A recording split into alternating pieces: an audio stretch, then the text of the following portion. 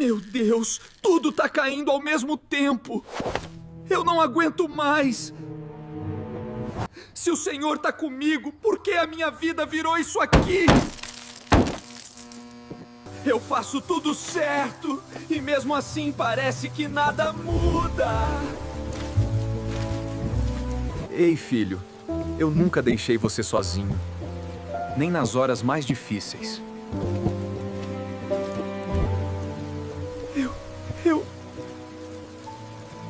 Eu pensei que o Senhor tinha me abandonado. Não temas. Eu sou contigo. Mesmo quando tudo desaba, sou eu que te sustento. Então, eu não tô carregando isso sozinho. Eu te fortaleço. Eu te ajudo. Eu te sustento sempre.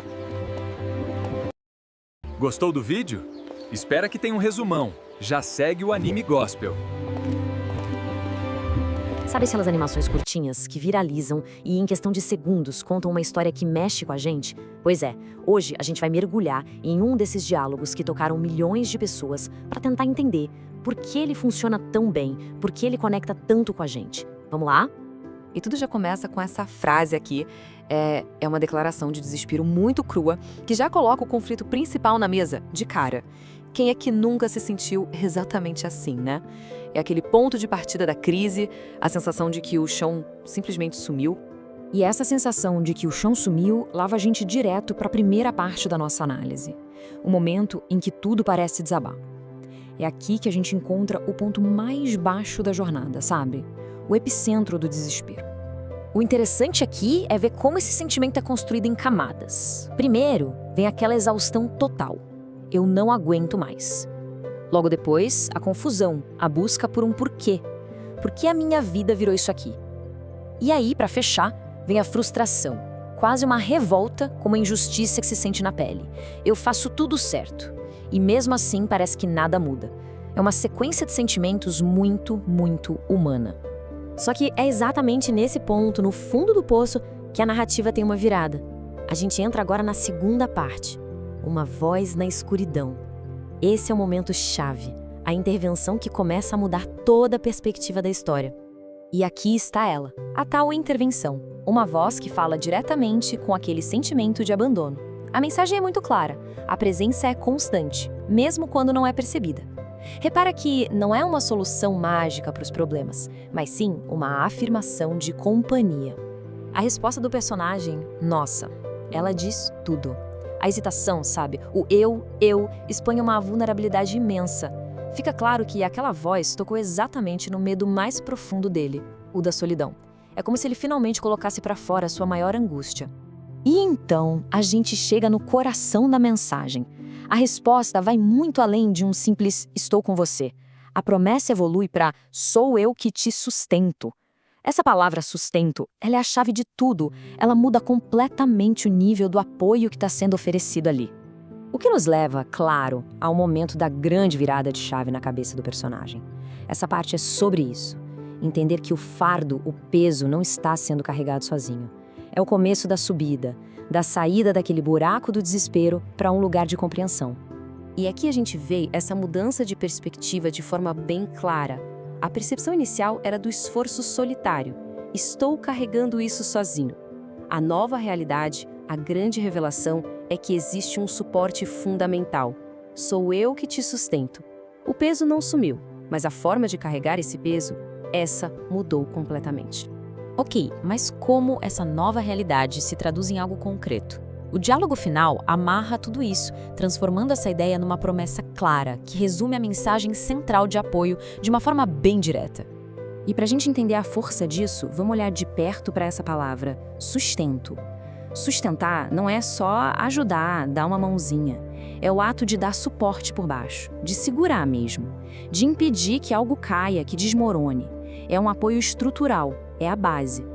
E essa promessa final se desdobra em 3 ações, que são quase como degraus, Primeiro, eu te fortaleço, que é dar força por dentro. Depois, eu te ajudo, que é uma assistência mais direta, mais prática. E por fim, o mais poderoso, eu te sustento, que é a base, a garantia de que mesmo que tudo trema, a queda não vai ser total. Um verbo constrói sobre o outro, sabe? Criando um sistema de apoio completo. Então, se a gente for resumir, a jornada inteira dessa pequena história é uma mudança de paradigma. É sair daquele sentimento de estar sendo esmagado por um peso para perceber que, na verdade, se está sendo segurado, sustentado por baixo. O mais curioso é que a mensagem não é sobre ser invencível ou ter uma força que nunca acaba. É sobre receber força.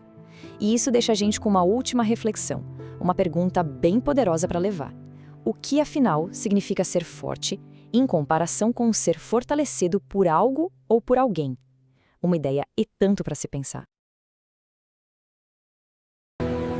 Senhor, eu tô tão cansada. Estou muito exausta. Todo dia essa luta e parece que nunca melhora. Deus, eu não aguento mais carregar tudo sozinha. Jesus? É o Senhor? Eu não estou sozinha? Porque parece que o Senhor me deixou no sofrimento. Lança sobre mim o teu fardo, e eu te sustentarei. Salmo 55, 22. Eu precisava ouvir isso. Eu estou aqui, até no aperto. Estou com você em todos os momentos. Filha, Eu te amo. gostou do vídeo? Espera que tenha um resumão. Já segue o Anime Gospel. É incrível, né? Como é que uma história de meros 30 segundos consegue nos levar por uma jornada emocional tão completa, tão intensa? Nesta análise, a gente vai mergulhar na estrutura dessa pequena narrativa para entender como ela vai do puro lamento até reencontrar esperança. Vamos nessa! E tudo começa com essa frase, uma declaração de exaustão. Mas olha, não é um cansaço qualquer de fim de dia, sabe? É um esgotamento que vem lá do fundo, que ecoa na alma. Essa primeira frase já dá o tom de tudo e nos conecta com a personagem de um jeito muito, muito humano. E então, a gente entra nessa primeira fase da história, um grito de exaustão. É aqui que o cenário do desespero é construído tijolo por tijolo. A gente começa a sentir o tamanho da luta dela, física e emocional. E isso é fundamental, porque essa base é que vai sustentar todo o conflito que vem pela frente. A sacada aqui é partir de algo universal. O que é fascinante é como, ao focar nesse esgotamento, a história cria uma ponte imediata com quem está assistindo. Afinal, essa sensação de estar no limite, de esgotamento total, convenhamos, quem nunca sentiu isso, não é mesmo? E aí a narrativa dá um passo além. O que era um momento de cansaço vira uma condição permanente, um estado de desesperança. A frase "parece que nunca melhora" é pesadíssima, é crucial. Ela sugere um ciclo de sofrimento sem fim, o que deixa o drama todo muito mais intenso.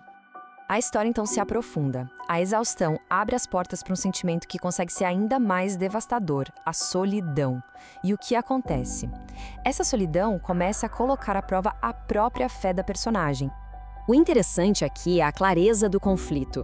A personagem fala diretamente com Deus, e isso joga uma luz bem no centro da sua angústia. Aquela sensação de abandono, de carregar um fardo que ficou pesado demais para levar sem nenhuma ajuda. Esse é o ponto mais baixo da jornada. É o que muitas estruturas de história a gente chama de a noite escura da alma. A dúvida vira uma pergunta direta, cortante e dolorosa. É o ápice do conflito interno, onde ela confronta a possibilidade de ter sido completamente esquecida pela sua fé. E é bem aqui, no fundo do poço, que a história vira de cabeça para baixo. O monólogo de desespero se transforma num diálogo de esperança. Esse é o grande ponto de virada, o momento que redefine toda a jornada da personagem a partir de agora. A resposta vem como uma promessa direta, clara. Na narrativa, essa citação funciona como a solução para o problema central. Ela não oferece só consolo, mas uma ação bem definida. Entregue o fardo. É a intervenção que a personagem tanto esperava. E olha só que detalhe importante. A resposta não é uma frase genérica solta no ar. ela está ancorada num texto específico, o Salmo 55, versículo 22. Isso dá uma autoridade, uma autenticidade para a mensagem dentro do contexto de fé dela, o que torna a intervenção muito mais poderosa. Bom, com isso, a gente chega na fase final, que é toda focada na resolução desse conflito emocional. Vamos ver como a fé da personagem é, enfim, reafirmada, completando aquele arco narrativo que começou lá no puro lamento. Essa resolução é brilhante. A mensagem final é dividida em 3 partes, e o genial é que cada uma delas ataca diretamente uma das dores da personagem. A primeira combate o sofrimento, a segunda a solidão e a terceira reafirma o valor dela. É, na prática, uma cura sistemática, passo a passo. E a resposta dela é a recompensa emocional de toda a história. Aquela hesitação, seguida pela certeza, mostra um impacto gigantesco da mensagem. E ali, o ciclo se fecha. A dor foi ouvida, o conforto foi recebido e a narrativa chega a um final que nos deixa com um sentimento de alívio. No fim das contas, essa história tão curtinha nos deixa com essa pergunta para refletir. Ao mostrar essa jornada da exaustão até a esperança, a gente é convidado a pensar sobre as nossas próprias fontes de força nos momentos mais difíceis. Onde é que a gente encontra a sustentação quando tudo parece pesado demais? Já segue o Anime Gospel.